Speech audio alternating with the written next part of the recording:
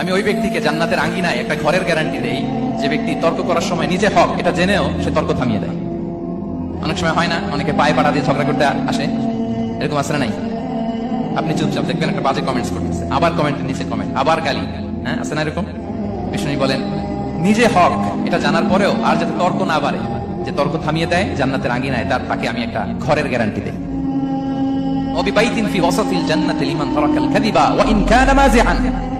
আর ওই ব্যক্তিকে আমি জান্নাতের মাঝখানে একটা ঘরের গ্যারান্টি দেই যে ব্যক্তি কৌতুক করার সময়ও মিথ্যা পরিহার করে। করতেছে কৌতুক, ফান করতেছে, আর ইজ কিডিং, পান করে, কৌতুক করে, কিন্তু কৌতুকের সময় সে মিথ্যা বলে না। এই স্বভাব যাদের, তাদেরকে আমি জান্নাতের মাঝ বরাবর একটা ঘরের গ্যারান্টি দেই। এরপর বিষ্ণু কি বলে দেখেন, তিনি বলেন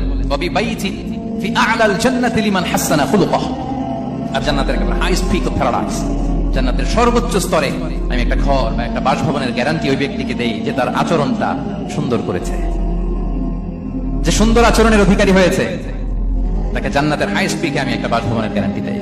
তাহলে বলেন তো আমাদের আচরণটা সুন্দর করার দরকার আছে না নাই? এটা খুব ছোটখাটো একটা আমল, তাই না? কথা বলেন দক্ষিণ কোরিয়া প্রবাসী ভাইরা, আওয়াজ করে বলেন এটা কি ছোট আমল?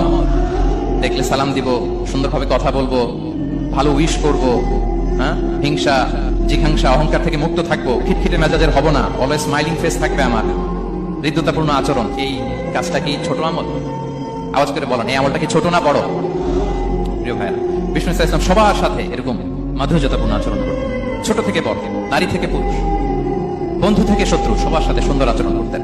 এবং তার এই চমৎকার আচরণে মুগ্ধ হয়ে তার অনেক শত্রু মুহূর্তে তার বন্ধুতে পরিণত হয়েছে।